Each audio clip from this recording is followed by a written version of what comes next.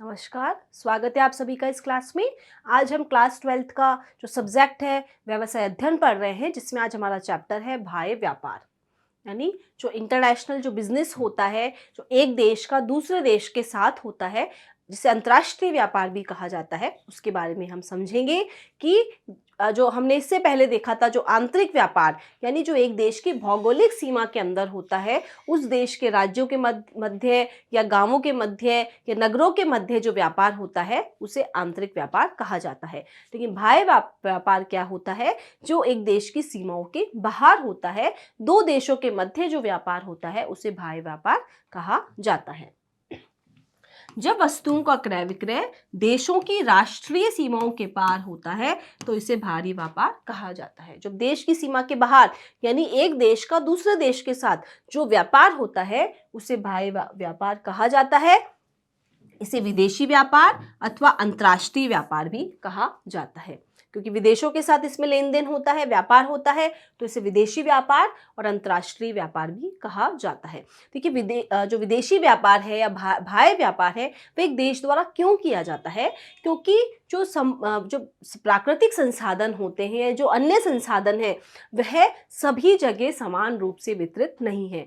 किसी एक देश के पास एक संसाधन की बहुत अधिकता रहती है, जबकि कुछ संसाधनों की उसके पास कमी रहती है। तो जो अधिक संसाधन है वह दूसरे अन्य देशों को, जिसको उनकी ज़रूरत है, उनको बेचकर अपने क्या करता है, उन संसाधनों की उनसे जो विदेशी मुद्रा आएगी, तो उस विदेशी मुद्रा से उन संसाधनों की पूर्ति कर सकता है जिसकी उस देश में कमी है। तो इस तरीके से अपने संसाधनों को इसका जो संतुलित जो वितरण है, इसके माध्यम से किया जा सकता है। यानी खुद के देश में जो अधिक वस्तुएं, अधिक जो संसाधन है, उन्हें दूसरे देश को उपलब्ध करवा के, और जो कमी उनके खुद के देश में है, उसे दूसरे देश से आयात करके या उससे उपभोग करके वे क्या करता है, इसकी कमी को पूरी करता है। तो बाह्य व्यापार देशों के मध्य इसलिए किया जाता है ताकि जो उनके उत्पादन जो उस देश में नहीं हो रहा है, वह क्या कर सके, दूसरे देश से उसको मंगवा के उसका उपभोग कर सके। वस्तुओं एवं सेवाओं के क्रय विक्रय के आधार पर बाह्य व्यापार को 3 भागों में विभक्त किया गया है। अब बाह्य व्यापार 3 प्रकार का होता है: आयात व्यापार, निर्यात व्यापार और पुनर्निर्यात व्यापार।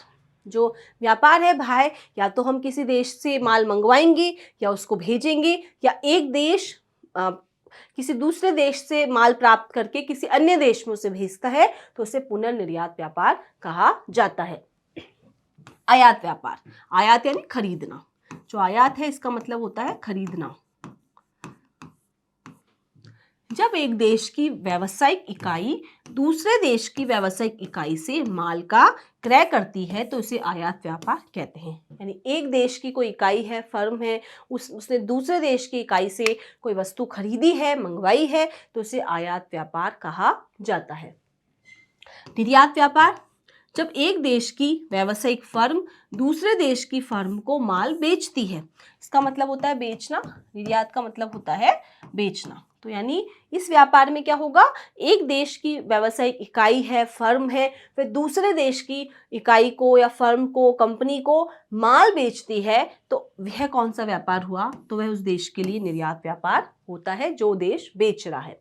फिर पुनर्निर्यात व्यापार क्या होता है? जब एक देश की व्यावसायिक फर्म दूसरे देश की फर्म से वस्तुओं का आयात कर परिवर्तन के साथ अथवा बिना परिवर्तन के साथ अन्य देश को निर्यात करती है, तो इसे पुनर्निर्यात व्यापार कहते हैं। कोई दो देश हैं, एक देश ने दूसरे देश से माल को आयात किया और उसमें कुछ परिवर्तन किया या नहीं किया, अगर ज़रूरत नहीं है तो परिवर्तन नहीं किया, और उसको खरीद के दूसरे देश को बेच दिया, तो ऐसा खुद उपभोग में नहीं लिया, बल्कि उस देश से आयात करके किसी अन्य देश को बेच दिया, तो इसे पुनर्निर्यात व्यापार कहते हैं। ये क्यों किया जाता है पुनर्निर्यात व्यापार? डायरेक्ट ही क्यों नहीं व्यापार कर लिया जाता है? तीसरे देश की ज़रूरत क्यों पड़ती है? कि मान लीजिए एक देश है, उसका दूसरे देश के साथ कोई व्यापारिक संबंध ना हो, या जो वे वस्तु निर्यात करके भेज रहा है वह वस्तु में कोई कमी है और उस कमी को जो निर्यातक देश है वह पूरा नहीं कर सकता, तो वह अन्य देश में उसको भेजकर उसकी जो कमी है उसमें परिवर्तन करना चाहता है, उसमें परिवर्तन करके इम्प्रूवमेंट करके फिर वह दूसरे देश को भेजता है।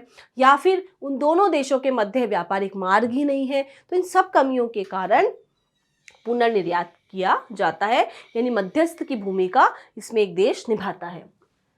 पुनर्निर्यात क्यों किया जाता है कि आयातक व निर्यातक देशों के मध्य कोई व्यापारिक मार्ग ही नहीं है, कोई मार्ग ही नहीं है जिसके माध्यम से जो सीधा जो माल है वह निर्यातक देश से आयातक देश तक पहुंच जाए, या फिर दोनों देशों के बीच में कोई व्यापारिक समझौता ही नहीं है, कुछ उन्होंने कॉन्ट्रैक्ट ही नहीं रख रखा। बिजनेस जो समझौता होता है उसके आधार पर ही अंतर्राष्ट्रीय व्यापार होता है, तो उन देशों के मध्य क्या नहीं है, व्यापारिक समझौता नहीं है। तो तीसरे देश का उपयोग करके वह क्या करता है, निर्यातक देश से वस्तुओं को खरीदता है और फिर आयातक देश को भेजता है। तो इस ऐसे व्यापार को पुनर्निर्यात व्यापार कहा जाता है। दृश्य, अब व्यापार दो तरीके का हो सकता है, दो वस्तुओं का हो सकता है, दृश्य व्यापार और अदृश्य व्यापार। दृश्य व्यापार ऐसी वस्तुएं जिनको हम देख सकते हैं, छू सकते हैं, यानी जो भौतिक वस्तुएं होती हैं, तो भौतिक वस्तुओं का आयात निर्यात दृश्य व्यापार कहलाता है। जबकि अदृश्य वस्तुएं तो नहीं हो सकती क्योंकि वस्तुएं तो दृश्य होती है, तो अगर सेवाओं का आयात निर्यात किया जाता है तो उसे अदृश्य व्यापार कहा जाता है। जैसे परिवहन है, बीमा है, बैंकिंग है, जो सेवाएं हैं उनका अगर आयात निर्यात किया जाता है तो उसे अदृश्य व्यापार कहा जाता है। बाहरी व्यापार का महत्व क्या है, क्यों जरूरी होता है बाहरी व्यापार? तो ये विशिष्टीकरण को बढ़ावा देता है। यदि कोई देश है, उसने किसी माल का या किसी उत्पादन को विकसित किया, कोई उत्पाद बनाया और उसे अन्य देश में बेचा, और वह यदि उस उत्पाद में विशिष्टीकरण प्राप्त कर लेता है, मतलब उसमें विशेषज्ञ बन जाता है, तो उसके उत्पाद की मांग पूरे अन्य देशों में रहेगी। तो यह जो, और फिर वह क्या कर सकता है, उसका अधिकतर निर्यात कर पाएगा। तो बाह्य व्यापार विशिष्टीकरण को बढ़ावा देता है। जब भी किसी एक वस्तु की मांग बढ़ती है तो उत्पादक इसके उत्पादन में विशिष्टता प्राप्त करने के लिए प्रोत्साहित होता है। यानी उसका उत्पाद है, दूसरे देशों को अच्छा लगा, जैसे जापान के खिलौने फेमस हैं, वहाँ की टेक्नोलॉजी फेमस है, और भारत का जो है चाय का उत्पादन है वह बहुत अच्छी तरीके से होता है। तो चाय के उत्पादन में क्या है, भारत विशेषज्ञ है। तो यदि किसी वस्तु की मांग बढ़ जाती है तो फिर उत्पादक भी क्या करता है, उसे और अच्छी तरीके से करने के लिए, उसमें विशिष्टता लाने के लिए कार्य करता है। तो यह विशिष्टीकरण को बढ़ावा देता है। जीवन स्तर में सुधार होता है लोगों के। जो एक देश है जो निर्यात कर रहा है अपनी वस्तुओं को, और इससे क्या होती है, विदेशी मुद्रा प्राप्त होती है, तो लोगों का जो जीवन स्तर है उसमें भी वृद्धि होती है। कि जिस वस्तुओं का उत्पादन एक देश नहीं कर रहा है, मान लीजिए कि कोई एक देश है, उसके पास किसी वस्तु के उत्पादन के संसाधन नहीं है, तो वह किसी दूसरे देश से उसे खरीदेगा जिसके पास संसाधन है। तो यदि किसी वस्तु का वह उत्पादन नहीं कर रहा है तो उनका आयात करके वह उनका उपभोग कर सकता है। तो वह क्या करेगा, उसका आयात करेगा, और वहां के लोग उस वस्तु का उपभोग करके, उसका उपयोग करके क्या कर सकते हैं, अपनी जीवन स्तर को सुधार सकते हैं। तथा निर्यात व्यापार से विदेशी मुद्रा प्राप्त होती है, इससे देश का जीवन स्तर ऊंचा होता है। फिर है प्रतियोगिता में वृद्धि, क्योंकि अंतर्राष्ट्रीय व्यापार है, विदेशी व्यापार है, तो जो बाजार है वह अंतर्राष्ट्रीय स्तर का हो जाता है, प्रतियोगिता भी अंतर्राष्ट्रीय स्तर की हो जाती है। एक देश में जो घरेलू मार्केट है, उसका खुद का जो स्थानीय मार्केट है, उसकी प्रतियोगिता क्या होती है, बाहरी व्यापार से होती है, जो विदेशों से बनी वस्तुओं से होती है। तो ये प्रतियोगिता में भी वृद्धि करता है कि बाहरी व्यापार से प्रतियोगिता में वृद्धि होती है, जिससे घरेलू फर्मों पर उत्पाद की तकनीक, उनकी गुणवत्ता में सुधार के लिए दबाव पड़ता है। जो उस देश के घरेलू फर्म हैं, जो उत्पादन कर रहे हैं, यदि उन्हें इस प्रतियोगिता में टिकना है, विदेशी वस्तुओं की जो अगर गुणवत्ता अच्छी है, उनका मूल्य कम है, तो फिर उन्हें भी अपनी वस्तुओं की गुणवत्ता में सुधार करना होगा, टेक्नोलॉजी में सुधार करना होगा, उनकी कीमतों को भी स्थिर रखना होगा। रोजगार के अवसर पैदा करना, कृषि, वाणिज्य व औद्योगिक क्रियाओं में वृद्धि के फलस्वरूप रोजगार के अवसर पैदा होते हैं। जब अंतर्राष्ट्रीय व्यापार होता है तो फिर क्या है कि एक देश की वस्तुएं दूसरे देश तक पहुंचती है, तो इससे वाणिज्यिक क्रियाएं, औद्योगिक क्रियाओं में क्या होती है, वृद्धि होती है, और लोगों को रोजगार के अवसर मिलते हैं। मूल्यों में समानता। भारी व्यापार से विश्व में माल व पदार्थों के मूल्यों में समानता आती है। आपूर्ति को संतुलित रखकर मूल्य में उतार चढ़ाव में स्थिरता लाई जाती है। यदि कोई देश है जिसमें किसी वस्तु की आपूर्ति बहुत अधिक है, आपूर्ति अधिक है और मांग कम है, तो क्या होगा, उसका मूल्य कम होगा, वस्तु का मूल्य कम होगा, तो वह उस वस्तु का क्या करेगा, निर्यात कर देगा। और यदि किसी वस्तु की मांग अधिक है लेकिन आपूर्ति कम है, तो उस वस्तु का मूल्य बढ़ जाता है, तो उस मूल्य को संतुलित करने के लिए वे क्या करेंगे, आयात कर लेंगे। तो इस तरीके से अंतर्राष्ट्रीय व्यापार द्वारा मूल्य में समानता लाई जाती है। फिर अंतर्राष्ट्रीय संबंध, जब अंतर्राष्ट्रीय व्यापार किया जा रहा है एक देश के साथ दूसरे देश के साथ, अगर इस तरीके से जो व्यापारिक संबंध स्थापित किए जा रहे हैं, तो फिर ये क्या बनता है, एक अंतर्राष्ट्रीय संबंधों की भी स्थापना होती है। अंतर्राष्ट्रीय व्यापार दो देशों के मध्य सहयोग, सौहार्द की भावना को बढ़ाता है। जो अंतर्राष्ट्रीय व्यापार है दो देशों के मध्य हो रहा है, तो दोनों देशों की संस्कृति है, वहाँ के जो सामाजिक राजनीतिक जो मूल्य हैं, उनका भी क्या होता है, एक दूसरे देशों में एक देश दूसरे देश में भेजता है, तो उन दोनों देशों के मध्य सहयोग सौहार्द की भावना में वृद्धि होती है। आर्थिक विकास होता है, एक देश अपनी वस्तुओं का अधिक मात्रा में निर्यात करके देश के आर्थिक विकास की गति को बढ़ा सकता है। मतलब जिस वस्तु का उत्पादन उसके देश में अधिक हो रहा है, वह अन्य देशों को उसको भेजकर अपने देश के आर्थिक विकास की गति को बढ़ा सकता है। प्राकृतिक संसाधनों का भी उचित विकास होता है, एक देश अपनी उन्नत तकनीक का प्रयोग करके तथा आधुनिक उपकरणों को आयात कर प्राकृतिक संसाधनों का उचित उपयोग कर सकता है। मान लीजिए किसी देश के पास प्राकृतिक संसाधन बहुत अच्छे हैं, लेकिन उसके पास टेक्नोलॉजी नहीं है, उनको उपयोग करने की उन्नत तरीके नहीं हैं, तो वह क्या करेगा, जो आधुनिक उपकरण है, टेक्नोलॉजी है, मशीन है, उनको आयात करके जो उसके पास प्राकृतिक संसाधन थे उनका उपयोग करके अपने देश की आर्थिक स्थिति को सुधार सकता है। भारी व्यापार की कठिनाइयां। अब भारी व्यापार में जो अंतर्राष्ट्रीय व्यापार होता है उसमें कुछ कठिनाइयां भी आती है। तो इसमें सबसे पहला है दूरी, यानी दो देशों के मध्य क्या रहती है, दूरी अधिक रहती है। तो एक देश से दूसरे देश तक माल पहुंचने में भी समय लगता है, जोखिम का भी खतरा रहता है। तो विदेशी व्यापार में देशों के बीच की दूरी अधिक होने के कारण उनके साथ निकटीय व्यापारिक संबंध बनाना कठिन होता है। क्योंकि एक देश का क्रेता होता है और दूसरे देश का विक्रेता होता है, तो वो दोनों प्रत्यक्ष संपर्क स्थापित नहीं कर पाते हैं। दूरी अधिक होने के कारण वह एक दूसरे से मिल नहीं पाते हैं, तो दोनों के बीच में क्या नहीं होता, निकटीय व्यापारिक संबंध स्थापित नहीं होता है। जोखिम अधिक रहती है, अधिक दूरी के कारण माल का मार्गीय जोखिम बढ़ जाता है कि समुद्र के मार्ग से जब सामान जाता है तो समुद्र के मार्ग में जहाज के डूबने का या माल के क्षति होने का जोखिम बनी रहती है। जहाज का तूफानग्रस्त होना या डूब जाने का खतरा बना रहता है। यद्यपि जोखिम के विरुद्ध समुद्री बीमा करवाया जाता है, लेकिन इससे माल की लागत बढ़ जाती है। जो माल है जो समुद्री मार्ग से एक देश से दूसरे देश में जाता है, तो उसके समुद्र में क्या है, तूफान वगैरह आना या जहाज का डूब जाना, विभिन्न प्रकार की समस्याएं आ सकती है। उसके लिए समुद्री बीमा करवाया जाता है, परंतु बीमा करवाते ही वह वस्तु की लागत में क्या कर देता है, वृद्धि कर देता है। परिवहन व संप्रेषण में कठिनाई, दो देशों के बीच सही संप्रेषण की कठिनाई आती है। माल का लादने व उतारने में समय बहुत अधिक लगता है, जिससे वस्तुओं की लागत बढ़ जाती है। दूरी बहुत अधिक है, तो माल को चढ़ाना, उसको उतारना, परिवहन के साधनों का उसमें उपयोग करना, इन सब में कठिनाई आती है। और उनके मध्य जो अगर सही तरीके से कम्युनिकेशन की तकनीक नहीं है तो सही संप्रेषण, बातचीत भी नहीं हो पाती। कभी लैंग्वेज की भी समस्या आ जाती है। प्रतिबंध होते हैं, दोनों देशों के अपने अपने व्यापार करने के तरीके होते हैं, नियम होते हैं, तो उन नियमों का आयातक देश को भी और निर्यातक देश को भी पता होना चाहिए। जो प्रतिबंध है, तो इन प्रतिबंधों के कारण भी दोनों देशों के मध्य व्यापारिक संबंध स्थापित करने में कठिनाई आती है। विदेशी व्यापार में कई प्रतिबंध, जैसे सीमा शुल्क, सीमा मतलब एक देश की सीमा से दूसरे देश की सीमा में जब वे वस्तु जाएगी तो सीमा पर शुल्क लगाया जाता है, टैक्स लगाया जाता है। शुल्क दर अथवा कोटा आदि के कारण व्यापार के विस्तार में रुकावट आती है। कई प्रकार के टैक्सेस, शुल्क लगाए जाते हैं, जिसके कारण दोनों देशों में जो उनका विस्तार है, उनके जो व्यवसाय का विस्तार है, उसमें रुकावट आती है। व्यक्तिगत संपर्क की कमी, क्रेता व विक्रेता के मध्य प्रत्यक्ष संपर्क स्थापित नहीं होने के कारण पारस्परिक झगड़ों तथा पैसा डूबने का भय रहता है।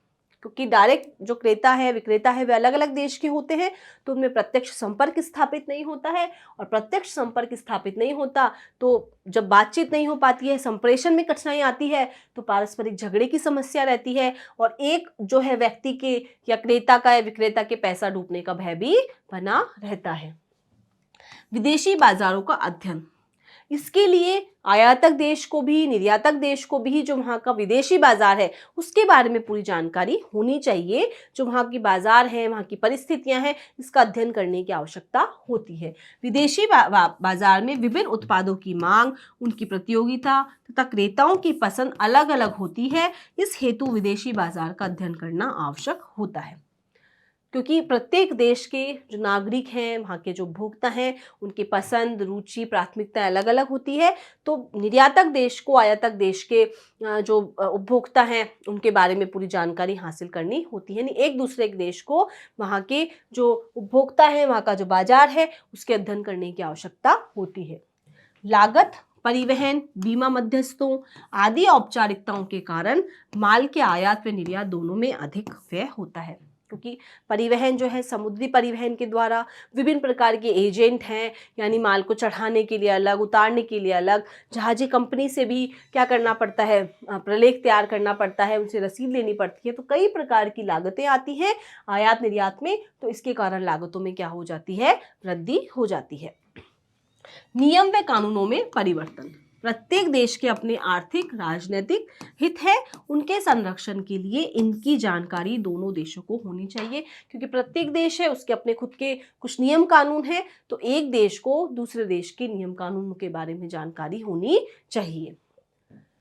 अब एक वर्ड है विदेशी विनिमय दर। ये क्या होता है? विदेशी विनिमय दर से अभिप्राय उस दर से है जिससे किसी एक देश की मुद्रा की एक इकाई दूसरे देश की मुद्रा की एक इकाई में विनिमित होती है। यानी जब तुलना की जाती है, जैसे भारत के रुपए का अमेरिका के डॉलर में, तो जो परिवर्तन दर है उसे ही विदेशी विनिमय दर कहा जाता है।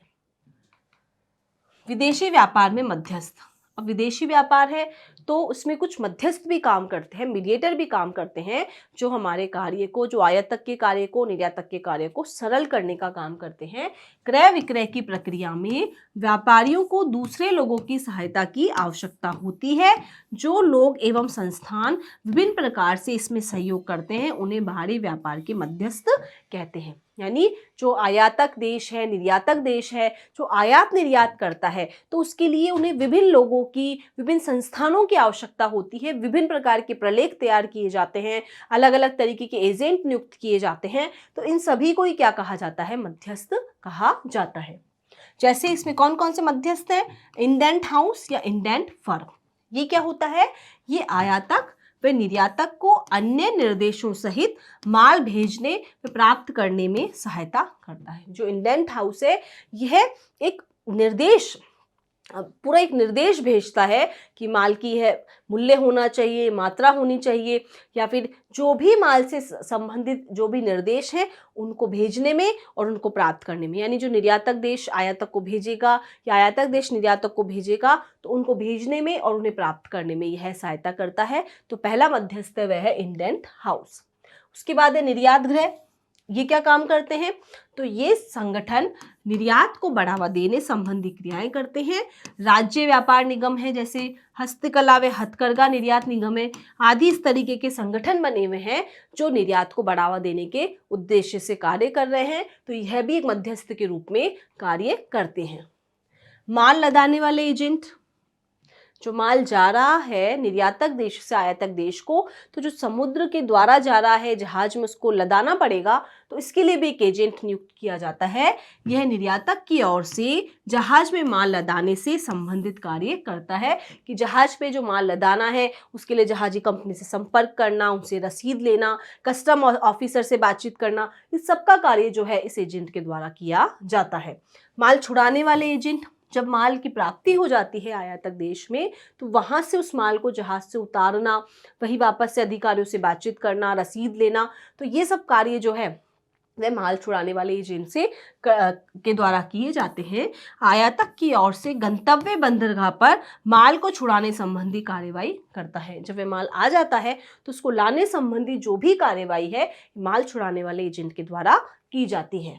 जहाजी कंपनी, जिसके माध्यम से माल का आयात निर्यात हो रहा है, जो निर्यातक देश का सामान लेके आ रहे हैं, तो निर्यातक से भाड़ा लेकर माल को ढोते हैं तथा माल की सुपुर्दगी आयातक को करते हैं।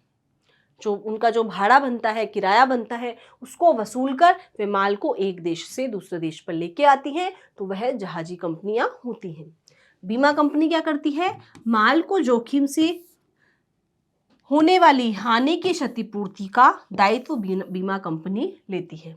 जो एक बीमा कंपनी है वह क्या करेगी? बीमा प्रदान करेगी कि जो भी समुद्र में या परिवहन के माध्यम से या ट्रांसपोर्ट के माध्यम से, ट्रकों के माध्यम से जो वस्तु एक स्थान से दूसरे स्थान पे जा रही है, तो उसकी सुरक्षा से संबंधित सभी प्रकार के दायित्व क्या लेती है? बीमा कंपनी लेती है। फिर है व्यापार कमिश्नर। सरकार द्वारा नियुक्त अधिकारी होते हैं ये, और ये विदेशों में स्थित दूतावास में अपने देश के व्यापार हितों का प्रतिनिधित्व करते हैं। व्यापार कमिश्नर यानी जो एक देश है वह दूसरे देश में स्थापित करते हैं और वहां पे उस देश में, दूसरे देश में जो अपने देश के व्यापारी हैं उनके हितों का प्रतिनिधित्व करते हैं, तो यह व्यापार कमिश्नर कहलाते हैं। व्यापार प्रतिनिधि यह वह अधिकारी है जो अपनी सरकार की ओर से निर्यातकों का मार्गदर्शन करते हैं।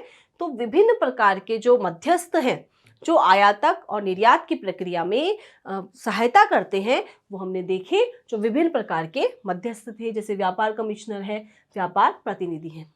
तो आज हमने बाहरी व्यापार क्या होता है, वह कितने तरीके का होता है, और बाहरी व्यापार क्यों किया जाता है, उसका महत्व क्या है, और इसके अंतर्गत जो मध्यस्थ काम में आते हैं, जो आयात निर्यात की प्रक्रिया को सरल करने का काम करते हैं, सहयोग देते हैं, उनके बारे में पढ़ा। Thank you.